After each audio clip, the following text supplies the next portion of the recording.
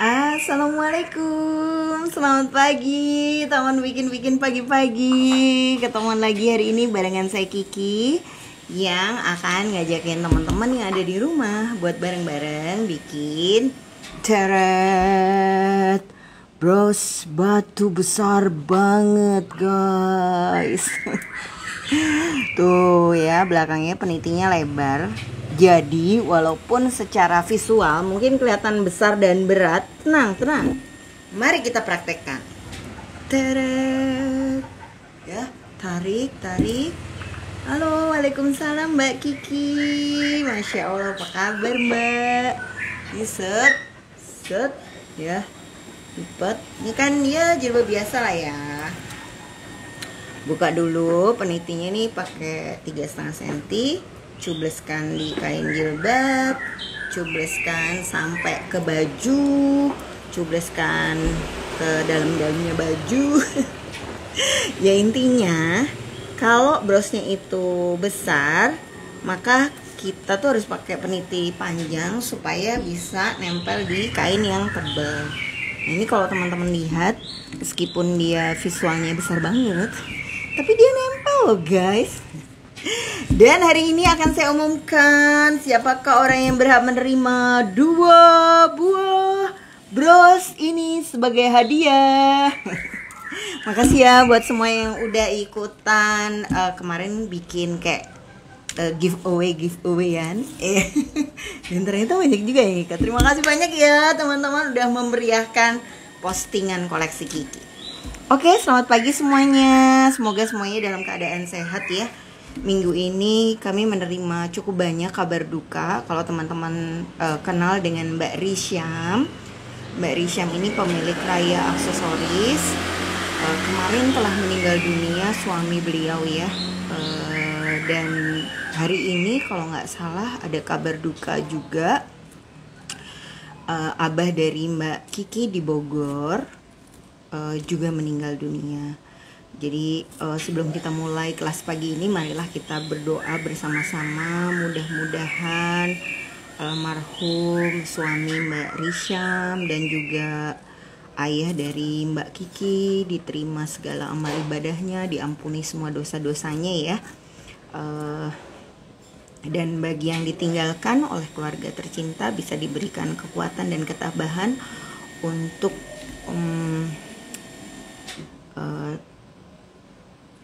bisa menerima dan menjalani kehidupan setelah ditinggalkan oleh orang-orang tersayangnya.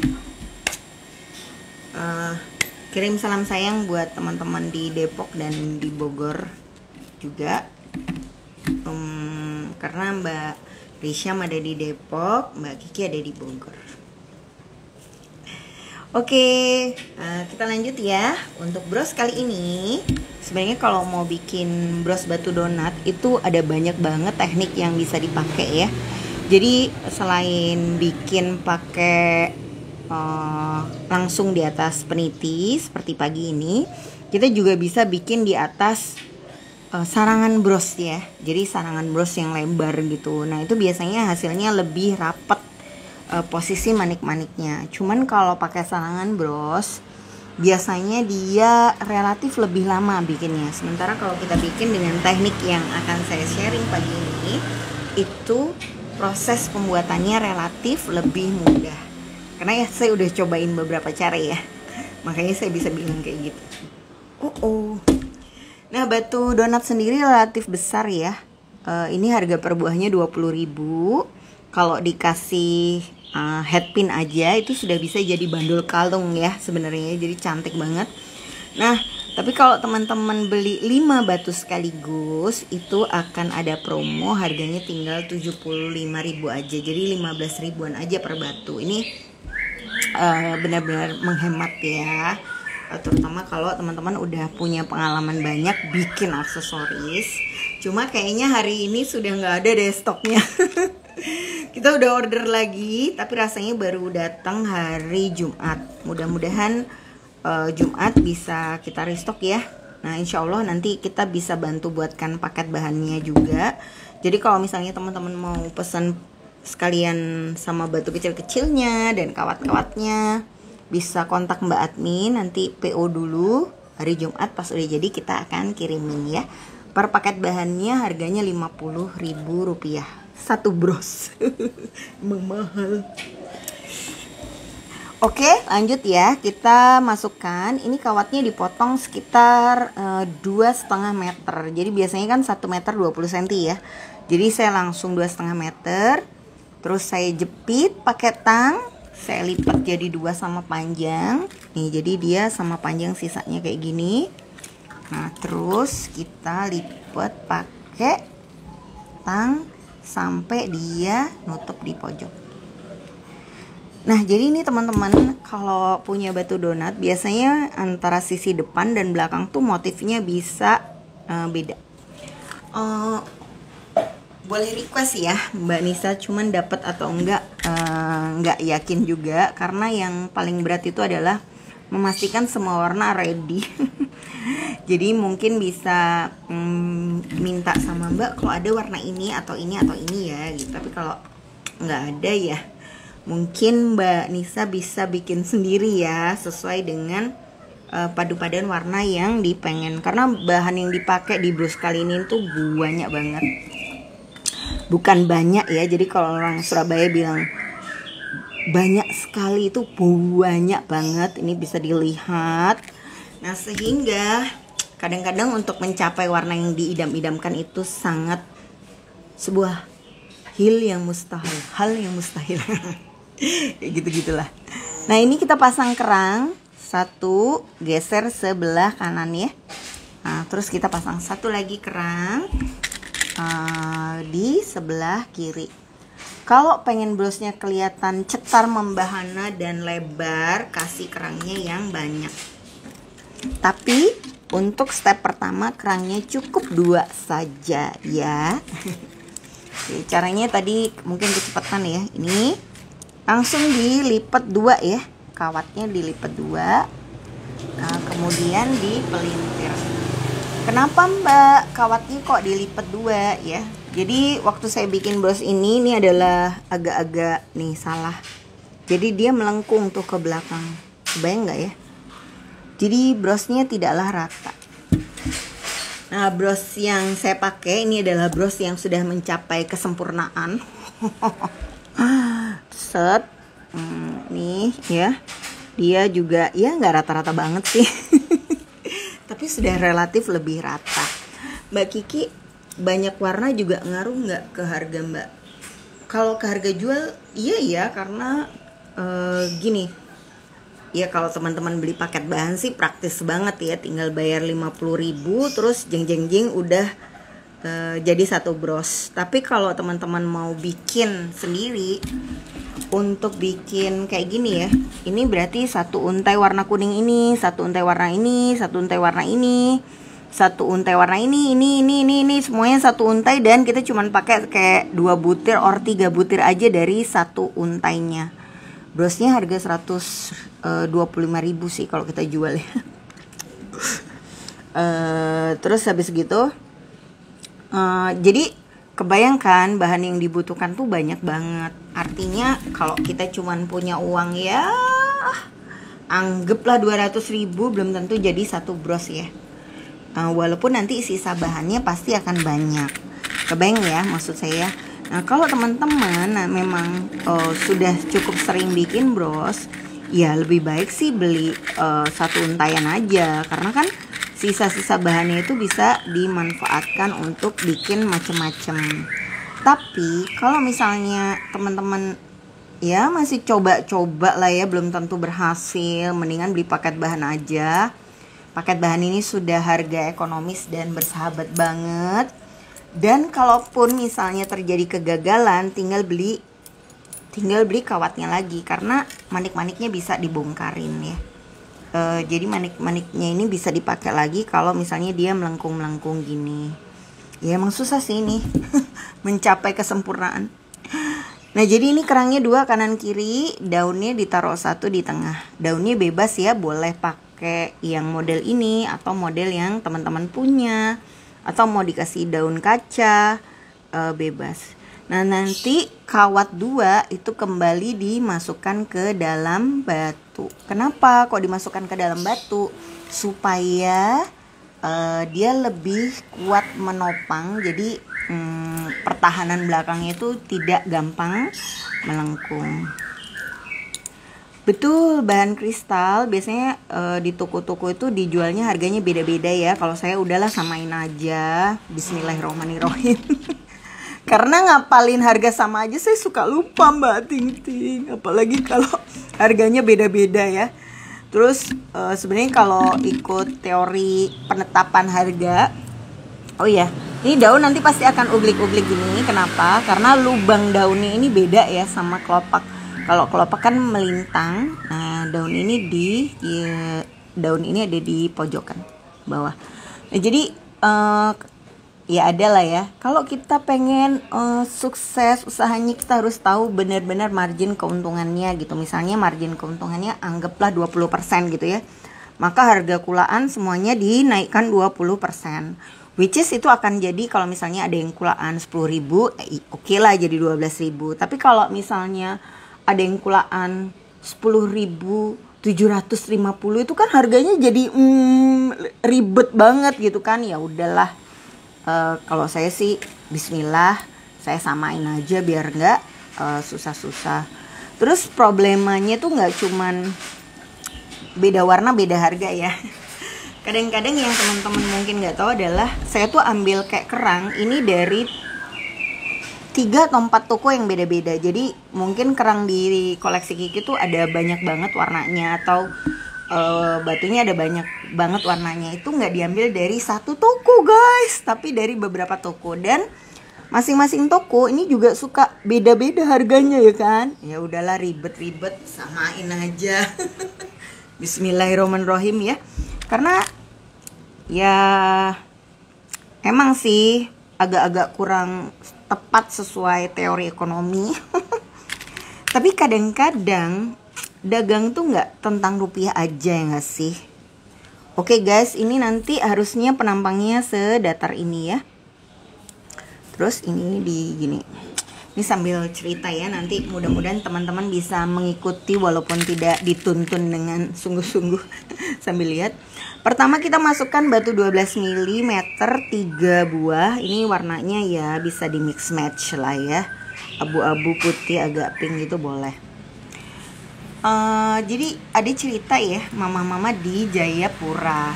Jadi di Jayapura itu kan harga bahan baku tuh bisa harga sayur masih segar aja udah mahal ya. Apalagi transportnya dari tempat kulaan menuju pasar. Itu mungkin aja mama-mama Papua bisa naik Gojek atau naik ya ojeknya itu mungkin 100.000 sendiri. Anggaplah dia jual kangkung, harga kulaan kangkungnya itu mungkin udah 5.000. Ditambah sama batu harusnya 12 mili 3 butir ya, tapi ini karena batu 12 mili pinknya habis, ya udahlah pakai 10 mm. Mbak Kiki liburnya lama ya kemarin, 3 minggu Mbak. Bukan 2 minggu, 3 minggu. Nih kita masukin ya, cara masukinnya sambil diatur. Itu harga kangkungnya pada saat sampai di pasar ternyata tuh tinggi banget. Sampai kayak ya ampun, mau dijual harga berapa ini kangkung ya kan. Terus datanglah adik-adik dari sebuah perguruan tinggi negeri Fakultas Ekonomi terkemuka di ibu kota. Datang, dia jalan-jalan ke pasar, dia lihat mama-mama Papua berdagang, terus dia cerita, oh aduh nggak bisa nih mama-mama Papua kalau terus menerapkan cara berdagang seperti ini. Beli kangkungnya aja udah di pasar yang sudah besar gitu ya. Terus habis gitu ini harus dimepetkan ya, jadi kalau masang batu besar selalu dalam posisi dekat. Terus ongkos transportnya pun mahal gitu. bagaimana bisa berkelanjutan nih usahanya kalau cara berdagangnya seperti ini. Sah. Jadi si adik ini ingin memberikan masukan lah ya untuk perbaikan perdagangan si mama-mama Papua tadi. Itu tahu nggak jawabannya? Dibilang, adik, kamu ini anak kemarin sore ya. Saya tuh sudah jualan bertahun-tahun, sampai sekarang saya punya 4 anak sarjana gitu. Dengan cara seperti ini, dan itu baik-baik aja gitu. Loh, kok bisa kan gitu ya? Padahal secara teori ekonomi, cara yang diterapkan itu sudah jelas zonk, karena pengambilan bahan bakunya itu sudah mahal, terus harga jualnya nggak kompetitif dan sebagainya lah dan sebagainya. Tapi terus kemudian dijelaskan oleh dosen yang asli Papua kayak gini, buat mama-mama Papua, jualan itu tidak sekedar tidak sekedar hitung-hitungan matematika ya, tapi itu juga menjadi sarana mereka bersosialisasi, bertukar informasi, saling mengupdate kabar gitu. Terus habis gitu kadang-kadang mereka cerita-cerita, saling membantu, sehingga tidak salah. Sehingga kadang-kadang memang benar harga kangkung 10.000, tapi tidak jarang orang-orang itu karena merasa dekat, terus merasa kenal ya, ingin mensupport dagangan si mama-mama Papua yang jual kangkungnya mahal itu tadi katanya gitu ya. Mungkin dia beli kangkung 20.000 tapi kasih 50.000, dia nggak minta kembalian gitu. Sehingga ya walaupun secara hitung-hitungan seperti tidak mungkin, tapi ya buktinya dia sudah mengkuliahkan 4 orang anak. Jadi dalam perdagangan kadang-kadang ya memang ada banyak teori ya yang kita anggap benar, tapi belum tentu berlaku untuk semua orang gitu ya. Jadi misalnya secara teori harusnya untuk bisa BEP, berjualan menikmati, itu kita harus mengambil untung 30% misalnya gitu ya. Sehingga harusnya dinaikkan semua. Tapi kalau saya mengambil jalur sudahlah yang gampang aja ngitungnya gitu biar nggak ribet ya kan. Dan ternyata 18 tahun. Bukannya mau sombong ya, tapi ya kadang-kadang nggak sekedar tentang 30% gitu. Ada hal-hal lain yang juga perlu kita pertajam untuk membuat orang tuh nyaman belanja di kita. Kayaknya tadi banyak pertanyaan ya, tapi saya nggak sempat baca. Ini guys, nanti harusnya hitungan-hitungannya itu 3 butir 12 mili, terus 4 butir yang 10 mm. Cuman sekali lagi nih warna pink saya juga udah nggak lengkap. Tadi lupa nggak diupdate dulu sebelum live, pakai yang seada-adanya aja.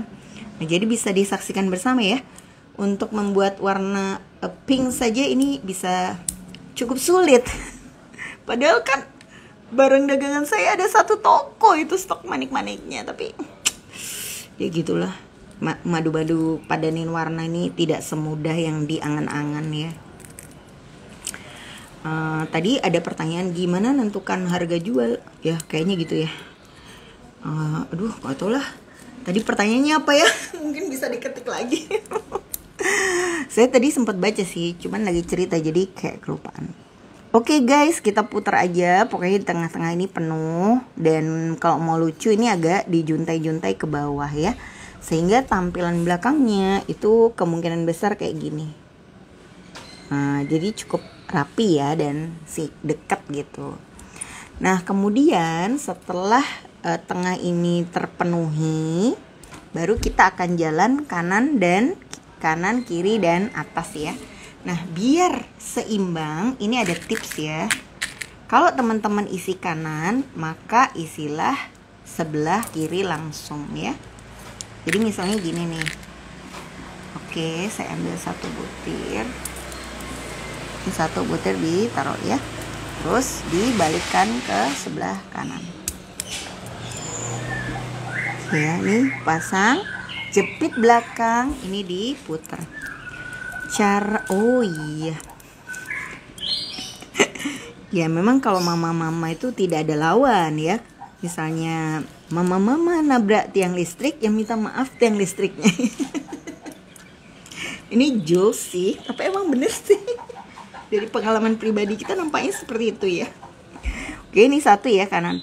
Nah biasanya keseringannya tuh kita habis ngisi kanan, yuk kanan diisi baru kiri ya.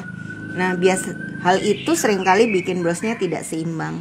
Maka saran saya kalau teman-teman bikin gini, habis isi kanan langsung isi sebelah kirinya ya. Mbak Kiki, yang tadi saya mau tanyakan adalah gimana cara menentukan ongkos kerja ya.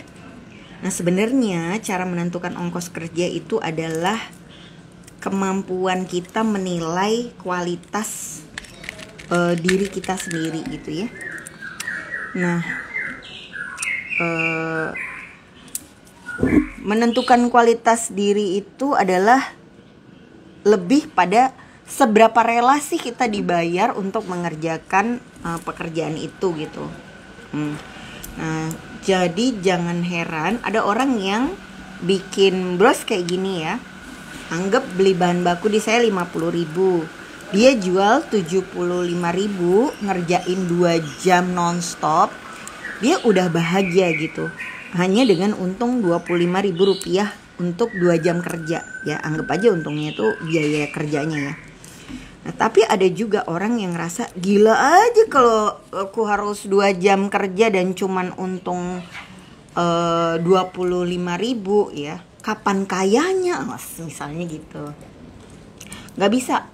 Aku per jam kerja itu akan ngasih tarif diriku secara pribadi senilai 100.000 misalnya. Sehingga ketika bahan bakunya 50.000, terus dia kerjakannya itu 2 jam, maka harga brosnya jadi Rp150.000. Artinya menentukan harga ini akan berbeda-beda pada setiap pribadi dan tidak ada yang salah dengan itu ya. Ini sama kayak kita jahit baju di penjahit X, kebaya, pakai payet dikit aja, 1,5 juta. Terus kita jahit di tetangga kita penjahit Y, pakai payet banyak, modelnya juga sangat kekinian dan dia cuman kasih harga Rp700.000. Tapi mungkin ya, walaupun tetangga kita lebih murah, kita tuh lebih pede untuk ngejahitin kain kita yang bagus ke penjahit 1,5 juta itu tadi. Kenapa?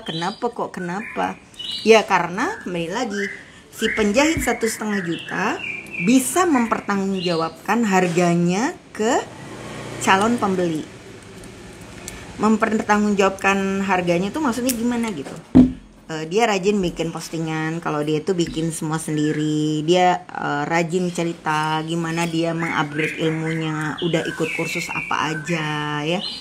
Dia juga suka posting gimana dia proses trial and errornya gitu. Sehingga orang yang menyimak dan mengenal dia merasa cukup rela buat bayar segitu gitu. Nah Mbak, kalau aku tinggalnya di desa, Mbak, jual 30.000 aja susah. Oh iya, sebentar ya Pak. Dek, minta tolong Dek, ada Bapak Gojek, tolong dibantu ambilkan Mbak ngambil barang atau nganter Pak? Nah, ingat, meskipun tetangga kita itu di desa, gini aja ya, secara sederhana, bros saya yang 200.000 itu jarang dibeli sama tetangga saya, walaupun jujur li tetangga saya juga kaya-kaya guys. Ya artinya ya mungkin memang bukan tetangga kita target marketnya. Kebayang kan? Kalau kita merasa harga kita layak lebih tinggi, terus tetangga kita nggak bisa beli di situ, ya nggak boleh dimarahin tetangganya ya. Tapi coba lihat lagi ke kitanya sendiri. siapa nih orang yang harusnya beli bros kita, bisa nggak kita menjangkau mereka gitu. Terus ini tahan gini, maaf tapi alamatnya bukan itu sih, maaf, disuruh hubungin aja Pak.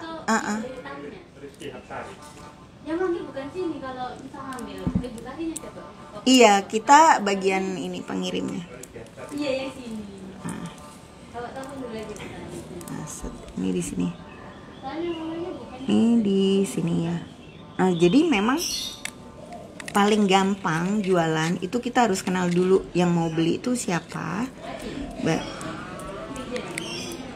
Alamatnya tapi bukan Dharma Husada, Dek.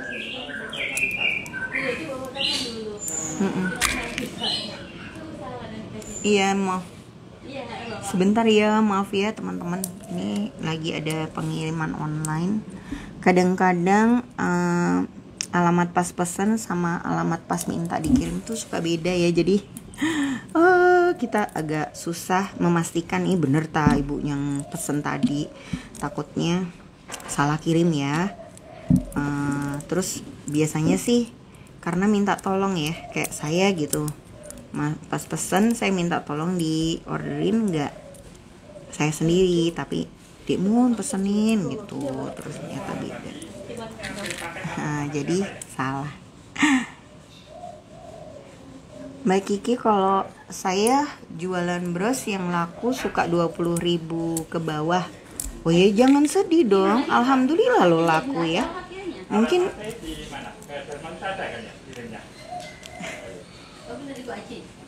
oh, ke Dharma Husada deh. Oh iya udah. Iya.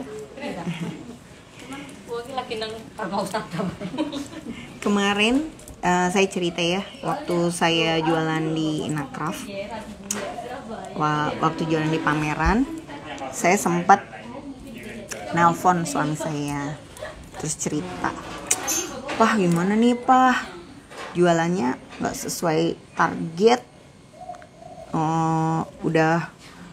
Udah lama, maksudnya udah jualannya seharian tapi nggak sesuai target." Terus suami saya tuh jawab kayak gini, "Ya mungkin targetnya aja yang perlu disesuaikan." Slow lempar. Agak-agak kesel gak? Tapi setelah teleponnya ditutup, terus saya review kembali kalimat-kalimat itu, emang bener sih. Ya emang sih kita harus bersungguh-sungguh ya dalam bekerja, tapi kadang-kadang nggak usah terlalu keras lah sama diri kita ya. Coba kita lihat kondisinya gimana, dan dari kondisi itu apa sih yang bisa kita lakukan. Oke, sekarang kita sudah tahu bahwa bros yang laku itu harganya 20 ribuan. Ya udah, nggak usah kita paksa jual yang harga 250 ribu. Fokus aja bikin yang 20 ribu tapi banyak, ya kan? Bikin model macam-macam, ukurannya diperkecil, bahan-bahannya diganti yang lebih murah. Kalau memang kita mau target jualannya banyak, ya sebenarnya kan kalau 20 ribu laku 300 ribu ya. Sama aja kayak 250 ribu laku satu, ya gak sih? Jadi maksudnya dan jangan sepelekan uang kecil guys, karena uang kecil itulah yang kalau dikumpul-kumpulin jadi uang besar, ya gak? Jadi daripada kita fokus pada hal-hal yang gak kita capai, ya sebenarnya suami saya mau bilang gitu sih, cuman kayak bahasanya tuh kayak cemana lah. Demotivasi banget gak sih?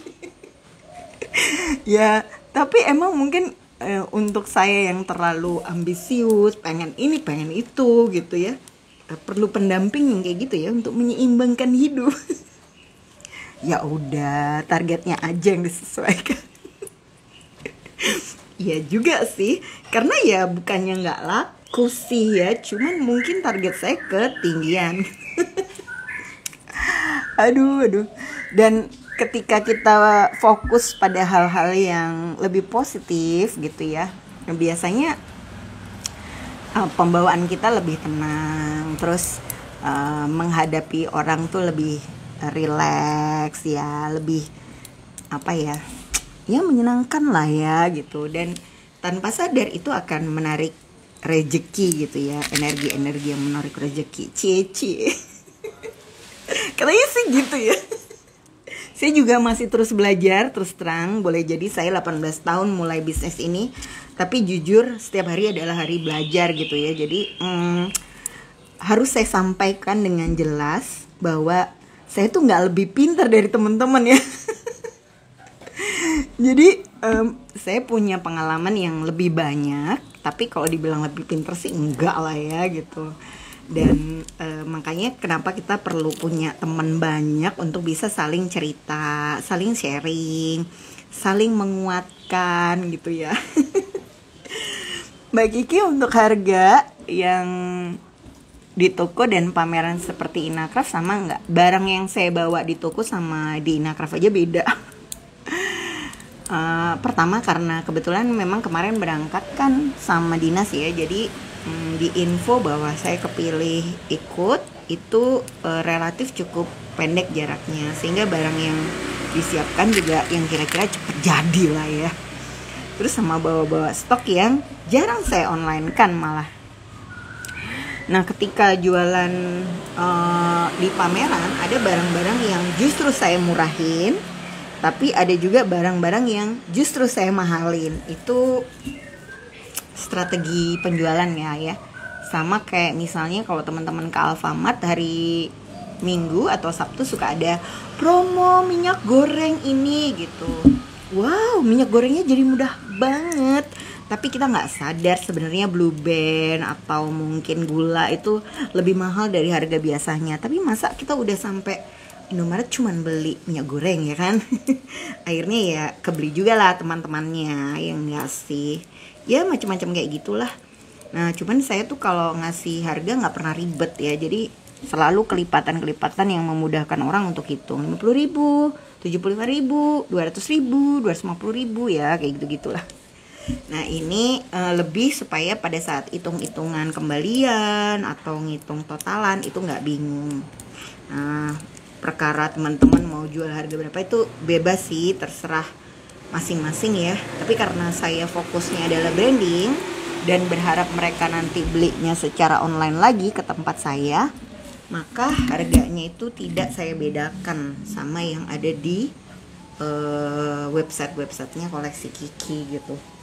Ambil lagi ya karena sudah habis, supaya nanti pas dia beli dia akan menemukan harga yang sama. Ya mudah-mudahan ya. Aduh, maaf tadi banyak pertanyaan dan saran-saran. Terima kasih Mbak. Gimana sih Mbak Ki supaya kita pede jualin bros kita di bazar? Terus kalau pemula berapa banyak bros yang perlu disiapin Mbak? Bazar seperti apa ya buat pemula? Kalau pede terus terang itu datangnya dari diri kita masing-masing ya teman-teman. Karena sekeras apapun saya bilang, wih buatannya bagus banget loh Mbak, ini udah keren banget ya, tapi kalau yang saya bilangin gitu nggak pede ya tetap aja ya saya kayak sebenarnya buang-buang energi juga.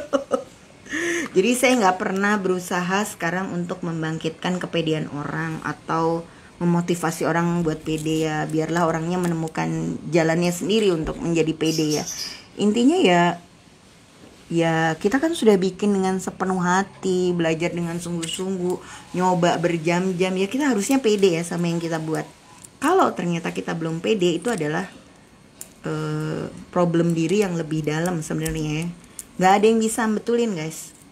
Orang lain, saudara, tetangga, motivator handal. Gak usah ikut kelas-kelas motivasi ya. Karena percuma, selama kita memang gak pede ya tetap gak pede. Jadi itu adalah hal yang harus ditemukan sendiri oleh kita masing-masing.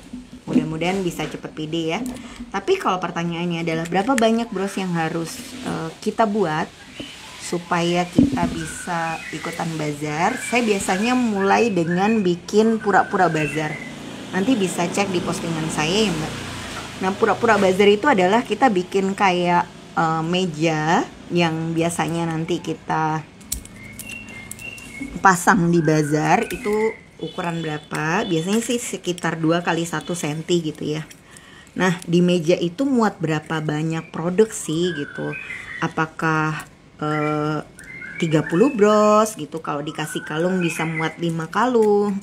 Kalungnya apakah dijejer biasa aja di meja ataukah harus kita kasih pajangan. Pajangannya yang paling murah itu pajangan beli jadi yang praktis, atau mungkin mau bikin sendiri pakai telenan gitu ya.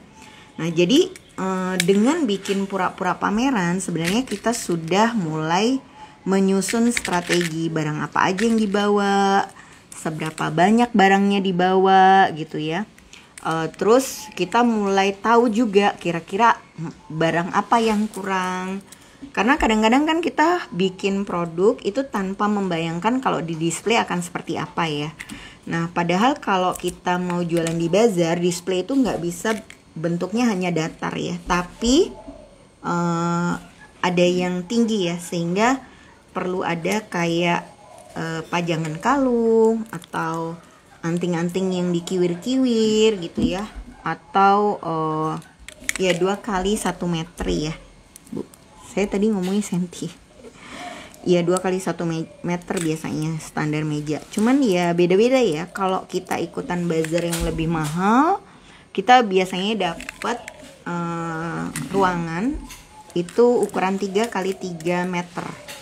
Nah, bebas tuh di 3 kali 3 meter mau kita kasih meja semua, mau dikasih pajangan kek, mau dikasih apalah itu terserah kita. Nah, maka pada momen kayak gitu kita bisa bawa kayak peralatan lebih dari 1 ya. Nah, jadi sebelum ikut bazar, teman-teman buka aja meja di depan teras rumah gitu ya, atau di ruangan yang cukup lebar, terus pencahayaannya bagus. Kenapa kok pencahayaannya harus bagus? Kalau bisa nanti pada saat kita display, kita bikin foto juga. Nah, nanti kalau sudah dibikin foto, maka itu bisa jadi bahan untuk promosi ya. Nah, bahan untuk promosi sambil cerita-cerita ke orang-orang bahwa produk kita ada banyak loh, kita siap loh ikutan bazar. Cara ikut bazar gimana? Siapin dulu produknya, cari informasi. Paling gampang sih dengan sering datang ya. Kalau ada bazar-bazar kita sering datang, terus kita tanya, Mbak, nih gimana sih cara dapat informasi bazarnya, IO-nya yang mana gitu. Nah, nanti abis kita tahu IO-nya yang mana, kita bisa tuh minta nomor telepon IO-nya, terus kita perkenalkan diri kita, terus ya semacam bilang, ntar kalau ada event lagi ajakin ya, saya punya produknya kayak gini. Saya biasanya jualannya di sini gitu. Nah, kemudian ya udah deh, nanti kita bisa mulai jualan di bazar. Ya intinya harus aktif bertanya ya. Karena informasi-informasi kayak gini itu kan sensitif ya. Beberapa orang tidak akan membagi karena ngerasa akan menimbulkan pesaing bisnis yang nyata. Apalagi kalau teman-teman tuh punya produk yang sama dengan orang yang jualan gitu ya. Nah, harga sewa standnya sendiri relatif ya. Kalau bazar-bazar rumahan kayak di RT apa di sekolahan biasanya ngisi kas mulai dari 150 sampai 500.000, tergantung sih kita mau ikut yang berapa, kita sesuaiin aja gitu. Tapi kalau dalam skala yang lebih besar di mall-mall kayak di Grand City ya, kalau di Surabaya itu tempat pameran yang paling besar, itu biasanya 3 hari sekitar 2,5 juta sampai 5 juta. Kalau kayak Inacraft kemarin yang saya ikut itu biasanya 5 hari sekitar 20 sampai 35 juta harga sewa standnya. Jadi kebayang ya nanti teman-teman kalau kita punya ikut bazar harga sewa stand itu 500.000, ya janganlah bawa barang cuman 750.000. Gimana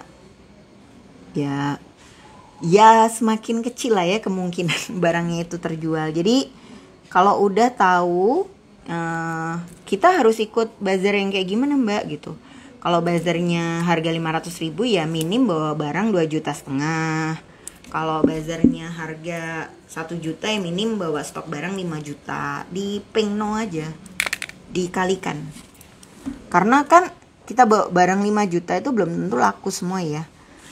Kalau pas alhamdulillah emang rezeki ya bisa habis bersih gitu. Tapi jarang lah kira-kira kalau bakalan sehabis itu ya, benar-benar perdagangan dengan jalur langit gitu kalau sampai habis. Nah, biasanya memang hanya separuh aja yang kita bawa yang terjual. Ya, kalau saya sih hitungannya 5 kali ya untuk hidup yang damai dan tentram. Karena pengeluaran kita itu bukan cuman bazar ya.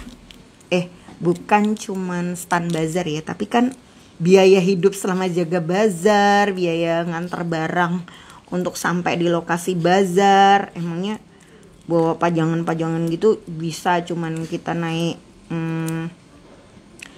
Grab motor misalnya? Nggak bisa guys. Kalau ada kendaraan pribadi alhamdulillah ya, tapi kalau enggak mungkin kita harus kayak sewa Lalamove gitu. Itu untuk pengiriman dalam kota. Bayangin kalau luar kota. Misalnya kita kirim paket bahan stok dagangan itu ke luar kota, berat paketnya 150 kilo gitu. Berapa juta ya kan harga pengirimannya. Terus biaya makannya, biaya apalah banyak guys. Biaya baju, jadi makanya kalau banyak yang nanya, Mbak Kiki kenapa setelah 18 tahun jualan kok baru ikutan bazar sekarang ini, kenapa baru ikut jadi binaan kok baru-baru ini? Ya prioritas hidup aja ya. Dulu ada uangnya tapi diprioritaskan buat yang lain. Sekarang kayaknya ya sudah bisa lah harga uang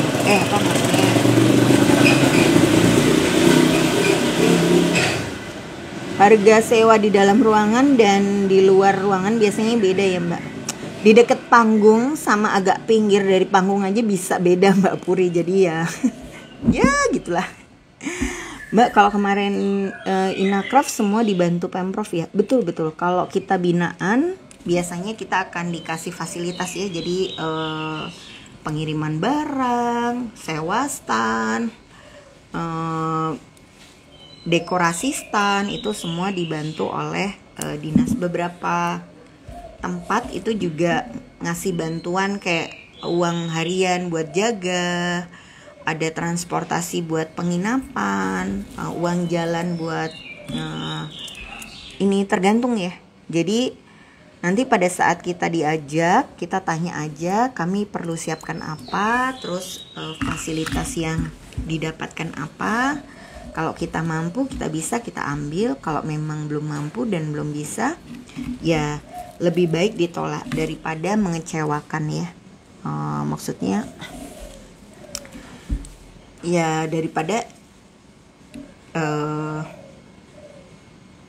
gimana ya, ketika dinas ataupun BUMN gitu ngajak kita ikut pameran, kan harapannya kita akan menampilkan produk-produk terbaik yang kita punya. Tapi kalau memang stok barang kita sedikit, terus kita ada keterbatasan nggak bisa jaga stand gitu kan, daripada hasilnya itu nggak maksimal, lebih baik kita tunda dulu ya untuk ikut di event yang berikutnya. Ini balik ke sini set, ini balik ke sini set. Mbak Kiki, kalau aku ikut bazarnya cuman yang kecil-kecilan, jadi belum yang besar. Oh bagus, nggak apa-apa. Latihan dari yang kecil dulu ya, baru nanti ikut yang besar-besar. Nanti akan bertumbuh sesuai kebutuhan kok menurut saya. Artinya gini, sekarang mungkin teman-teman ada di tahap bikin bros tapi untuk dipakai sendiri. Nanti kalau sudah semakin mahir, punya stok banyak, makin banyak yang suka, itu nanti akan ada panggilan gimana ya kalau saya coba jual. Terus kalau misalnya dari situ teman-teman ternyata mulai laku gitu ya, nanti mulai akan ada lagi kebutuhan untuk gimana ya kalau saya pajang di marketplace, jadi nggak cuma dijual dari mulut ke mulut. Setelah marketplace jalan, mungkin akan ada kebutuhan gimana ya kalau saya coba ikut bazar. Jadi lakukan bertahap aja, nggak usah keburu-buru sama timelinenya orang gitu ya. Jadi kalau orang sekarang heboh ikut bazar gitu, bukan berarti kita harus ikut bazar sekarang. Selalu aja cocok-cocokin sama kemampuan kita, fokus kita, prioritasnya gimana gitu. Karena yang sering ikut bazar bukan berarti lebih sukses kok dari yang gak pernah bazar sama sekali. Pun demikian, yang punya marketplace bukan berarti jualannya kayak lebih laris dibandingin yang cuma dijual kalau pas acara ketemuan sama teman-teman di arisan aja gitu. Jadi apa ya, fokus sama diri kita aja, pencapaian kita, bahwa kita pengen lebih baik dari versi kita yang kemarin gitu. Kalau balap-balapannya sama orang lain capek guys. Dan belum tentu juga apa ya, ada kepuasan gitu ketika kita berhasil melampaui orang tadi. Beneran loh. Cuman kalau belum pernah ngalamin kan mungkin nggak kebayang ya. Nggak apa-apa. Jadi kalau sekarang pengen ngalamin dulu ya, anggap aja itu bagian dari proses belajar. Mbak Kiki bikin brosnya kok effortless banget. Saya cobain, ternyata susah. Maaf ya teman-teman, saya dari tadi ngomong terus. Kalau masih bingung nanti tinggalin di kolom komen. Next pada saat kita bikin yang berikutnya, janji nggak banyak ngomong, lebih fokus bikin brosnya. Tapi kadang-kadang tapi menurut saya penonton bikin pagi-pagi ini emang teman-teman yang udah cukup berpengalaman ya bikin aksesoris, sehingga kadang-kadang yang mereka pengen itu adalah temen buat bareng-bareng bikin gitu. Nah temennya hadir sambil cerita.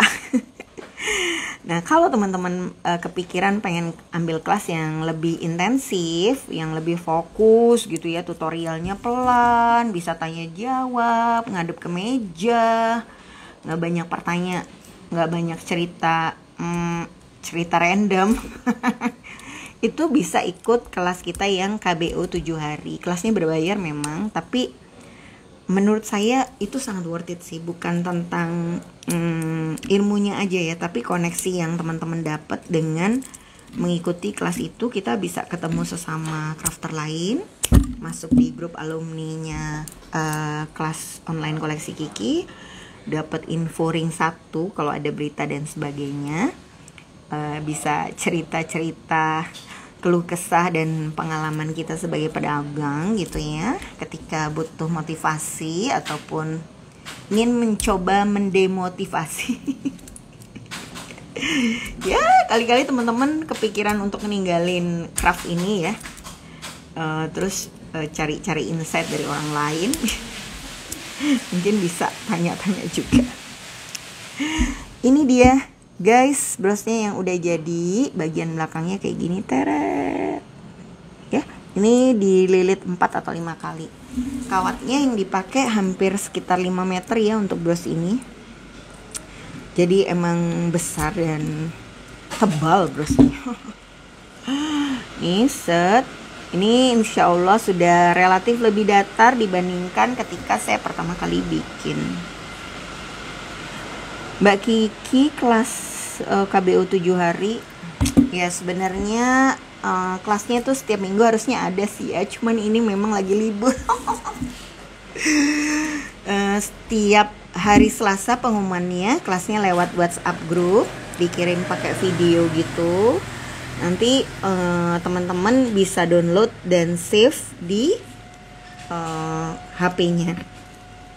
Video-videonya di save dulu, nanti kalau udah luang baru dikerjakan. Terus paket bahannya kita kirimin pakai JNT atau JNE gitu, sehingga bisa langsung praktek bareng-bareng. Kelasnya via WA.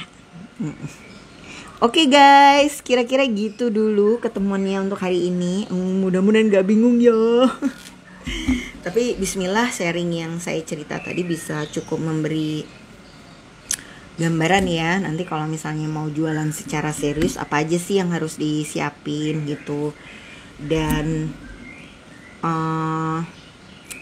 teman-teman harus pede sih sama yang dibuat gitu ya. Mungkin belum sempurna, mungkin masih banyak yang perlu di-upgrade. Tapi percaya gak sih, bahkan setelah 18 tahun jualan, 18 tahun bikin bros, saya juga terus mengupgrade diri dan terus belajar gitu. Jadi kalau misalnya setelah 18 tahun itu saya masih terus belajar dan masih terus gak pede, berarti kan saya masih gak jualan-jualan sampai sekarang ya gak sih? Jadi ya pede aja guys. Kalau memang kemudian kita pede tapi orang kasih kritik dan saran, kita terima kritikan dan sarannya. Terus dari saran-saran yang diberikan, kita pelajari apa nih yang harus diimprove lagi. Jadi gak usah takut untuk minta maaf, gak usah takut untuk salah, gak usah takut untuk memulai ya.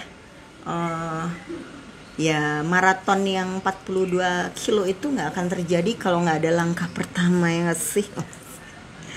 Nih brosnya sengaja agak pink-pink karena kebetulan baju saya agak ada pink-pink. Pokoknya semangat ya. Saya terus doain teman-teman yang ada keinginan untuk belajar bisa dimudahkan segala usahanya. Tapi jelas percaya diri itu datangnya dari teman-teman sendiri ya. Semangat guys. Mudah-mudahan jalannya semakin mudah untuk mewujudkan cita-citanya. Sampai ketemu minggu depan ya guys. Dadah.